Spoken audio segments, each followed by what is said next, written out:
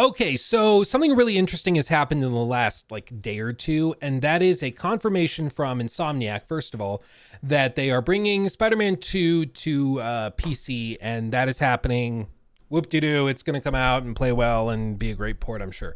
But what's more interesting, I think, is that there was a further announcement that there was going to be no further story content for Spider-Man 2. Now, you might be like, well, the game came out, what, like 2 years ago, a year and a half, 2 years ago, whatever it was. So, yeah, maybe just a year ago. I don't know. Time flies, man. But either way, they're like, some people might be like, it's been out a while. Why would there be more story content? Well, there was a big leak, an Insomniac leak last year, I think, like late last year, 2023. And as part of that leak, there were all sorts of things that were discussed in those documents. Some of it that was actively being worked on, others that would later end up being canceled, like the Spider-Man multiplayer game that was seemingly canned.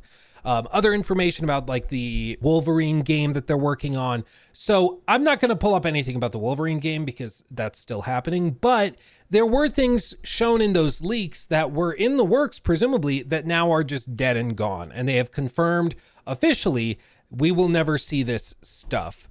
And so I feel okay showing it to you now because like there's no harm. It's just not happening ever. So what were some of these things? Well, this little collection of information from Game 4 Index kind of describes it.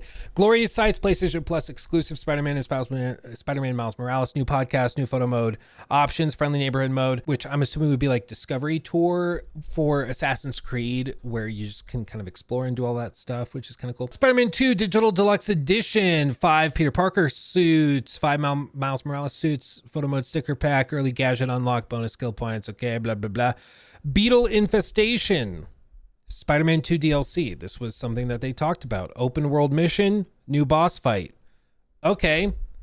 I mean, just a quest line, but you know what? I guess it's better than nothing as long as it's priced appropriately. Then there were rumors that they were going to do an Extreme Carnage expansion where it would also feature open world stuff, new boss fights, or a fight. And it would be, I haven't had my coffee today. I mean, I'm lying. I have it right here. I just haven't had enough. But anyway, they're doing that. Spider-Man-verse or Spider-Verse Anomaly, Sony Picture tie-in, Spider-Verse NPCs, Spider-Verse mission, Spider-Verse visual filter, all that really cool stuff. And all three are just not happening. They're just not happening. There is no further story content. There's nothing. They're just walking away. And some people are like, oh, well, this is obviously just because of the leaks and the data breach. That may be true. I mean, I know that there's been cases of stuff leaking and then it's like, now we have to cancel it. I'm just not a firm believer that that actually happens that often because canceling it, there's no money to be made. And I just don't believe that there would be that much of a fall off of people that were like, well, I was going to buy this for $10, but now I'm not because I know what it is going to be. Like that just doesn't follow for me. If I know that the next expansion for Cyberpunk is going to be Phantom Liberty and it's going to be this really cool thing in a new area in Dogtown. I'm like, okay, that's been spoiled for me. It leaked or whatever. I'm still going to buy it if it is announced and looks really good. So I don't know why you would cancel it and abandon all that work. Most likely to me, from what I can gather, I would guess that this is being canceled for a variety of reasons. It's clear that these games are freakishly expensive to produce. In the case of the Spider-Verse Anomaly, they kind of missed the wave of popularity there. But it very well could just be that they are looking at it and they're like, this is going to cost us 50 million or another 100 million to produce, which I know that sounds insane, but it also sounded insane to hear that they potentially spent $400 million on Concord. So you never really know nowadays, do we? We never really know. So it could have been that this is like for all three DLCs, it's going to be another 50 million, maybe, 15 million a piece or 10 million a piece or 5 million a piece, whatever it is. And they were looking at it and maybe they're just seeing the player numbers are just not really there. Maybe they're just not there. Maybe they realized, hey, it's just going to be way easier to bring Spider-Man 2 to PC. We'll make a good chunk of change doing that and then we'll just move on. If we do a DLC that is an hour long or 2 hours long and we charge $10 for it, people are going to freak out and be upset and it's going to be a wave of hate online.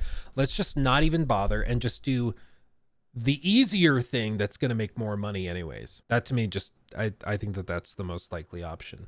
Because to be fair, in the age of Phantom Liberty, which I've brought up now twice, can you tell I wish I was playing it? The bar has been raised, okay? This is something that came up a lot when we were talking about Shattered Space, and it's something that also came up when we talked about Baldur's Gate 3. You remember all those articles that were like, Baldur's Gate 3 shouldn't raise the bar. We should be more cautious about using language like that. There were all sorts of discussions over how dangerous it could be to let the bar be raised, which is so bizarre to hear journalists like asking not to raise the bar, but whatever. The point is the standard is raised so people expect more. And the standard is raised when exceptional teams and studios do exceptional work and offer it at a fair price or even a good deal of a price. That raises the bar and raises players' expectations. And so while Starfield's Shattered Space expansion might have been a good deal in 2012, in 2024, it is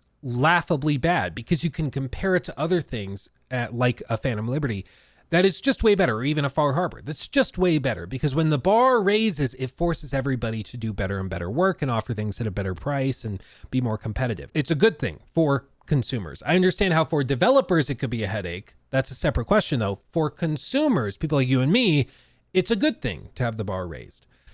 And yes, it makes it harder to develop these games and get them across the finish line, but that's kind of the point. Like, it's literally your job to do stuff. So if we were looking at expansions or DLC or this or that, and they were looking at it and they're like, hey, Beetle Infestation, to make that make sense monetarily, we'd have to charge $15 for it. But it is a mission in the open world with one boss fight. That's not repeatable. Like, it happens and then it's done. And they might have been like, hey, for $15, this just, it doesn't make sense. It doesn't make sense. How much was the Burning Shores DLC? Burning Shores DLC cost? Was it really 20? And that's, say what you will. I know we like to meme on Horizon a lot here. We do a little trolling, mostly to poke at Joe Raptor, but that's a good deal, man. Like, $20 is a good deal for all the stuff that is in there.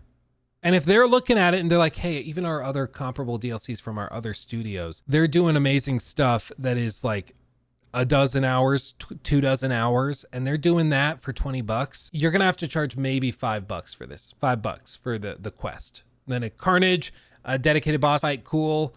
But again, if it's just one quest line, Spider-Man 2 doesn't have very big quest lines. Might be half an hour long, might be an hour long. Charge $5 for this. You can't justify that, the amount of production value that goes into it. So they probably have to push to like $10. At that point, we're looking at like 30, $40 across these three things for maybe an hour and a half of content. It's a tough sell, man. It's a tough sell.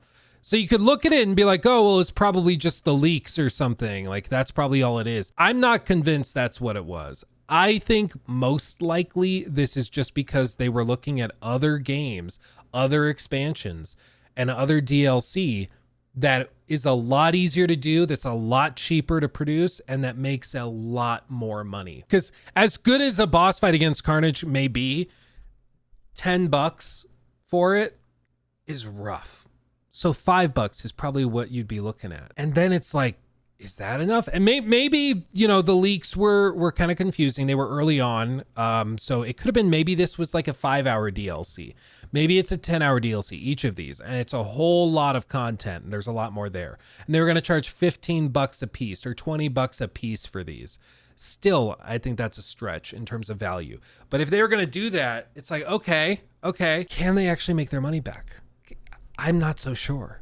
Because a lot of people, and I'm speaking personally, but also anecdotally with my friends and the people I know that played Spider-Man 2, we played the game, finished it, went, okay, that was pretty good, and then moved on. We uninstalled it from our consoles and moved on. A year, 2 years after the fact, it's kind of hard to justify reinstalling it when it's going to be more Spider-Man. Like, even for Spider-Man 2, the game, the full game, a lot of people's chief complaint was that it was basically just more Spider-Man. It didn't really feel like an evolution. Yeah, there were new like combat mechanics. Yes, there was improved movement and data streaming with like the wingsuit and stuff. But ultimately it played like more Spider-Man, like a pretty solid step forward from Miles Morales and Spider-Man on PS4, but it didn't feel like the big leap I think a lot of people were hoping for. So these expansions probably would also not represent a huge leap or anything. They'd be fun little side activities, but I think most people who played Spider-Man 2 probably uninstalled it. And the thing with expansions and DLC is that it is tough to get people and players to go and uninstall games they are currently playing to install something they haven't played in a year or two. To play an expansion they have to pay money for. There are multiple hurdles to get there. Even something like Starfield again, which had 230,000 players concurrent at launch, they couldn't get past 23,000 when the expansion dropped, that all of those people owned, because that was the early access numbers. So if even the most hardcore fans for a big game like Starfield couldn't get motivated to download the expansion, how many people would be re-downloading Spider-Man 2 just to pay money to play an expansion or a DLC mission that was probably pretty short? I don't think the conversion rate would have been very high, and I think they knew that, and so they just decided to move on.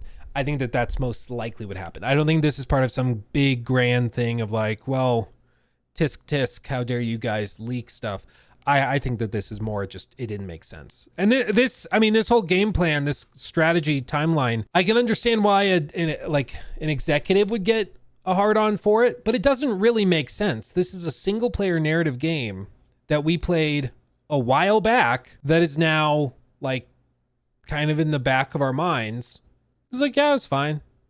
Wasn't a masterpiece or anything, but it was fine. It was pretty good. Treating it like a live service game just doesn't really make a lot of sense to me. But Sony keeps doing this where they want to turn everything into a live service thing, and it's frustrating. I know maybe this did drop because I think they do have a photo mode. Well, they do have a photo mode, but new photo mode options. Maybe this already dropped and I'm not even aware. If this already dropped, because I think they did do the deluxe edition, maybe this stuff already dropped. The fact that I'm not even sure and I do this for a job should tell you how big of a splash that made.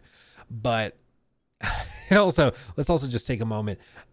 Spider-Man 2, what skins were they? Nike skins? Oh, I found them.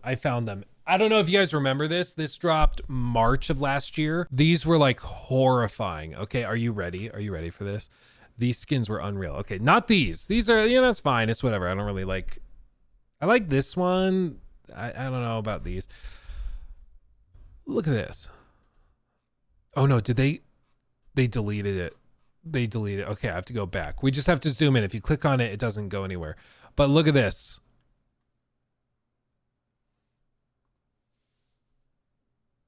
I'm at a loss. If they thought that this was like a solid offering, just imagine what they might have done with the DLC. They put this out and we're like, oh yeah, that's awesome. That's badass. That's the Fly and Fresh suit pack. Okay. This was part of their plans for like long-term support of this stuff. And this was part of a charity event. So they'll donate $4.99 per pack sold in the US through April 5th of 2024 to Game Heads Up $1 million to its fiscal sponsor community initiatives. Like, it has to be among the worst skins I've ever seen in my life. It's crazy. It's crazy. But they did this. What was weird about it, though, is that I remember Joe Raptor pointing this out in our podcast.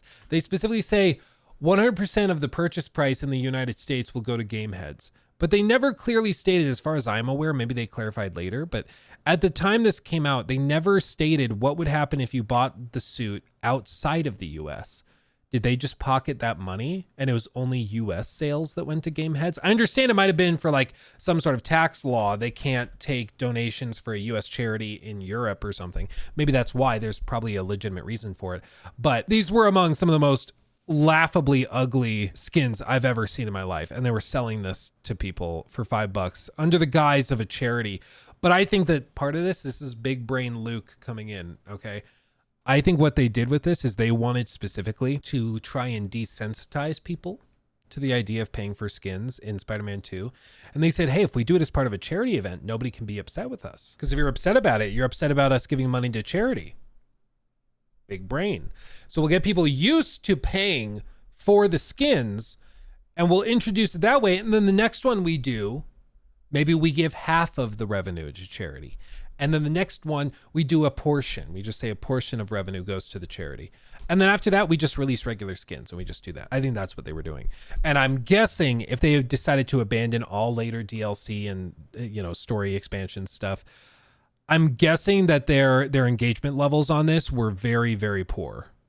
Because honestly, I don't know how many people, and I'm saying this like, again, anecdotally, I don't know a single person who wants to spend money on sticker packs for a photo mode. Maybe, I guess if one of you is out there in the chat or in the comment section or something, and you will buy like sticker packs for a photo mode, tell me. I cannot fathom somebody spending $5 for some horrifying skins and then sticker packs. Like, I don't understand it. I don't get it. But I don't know, maybe that's you. Maybe you eat it up. I don't know. What was this small stuff?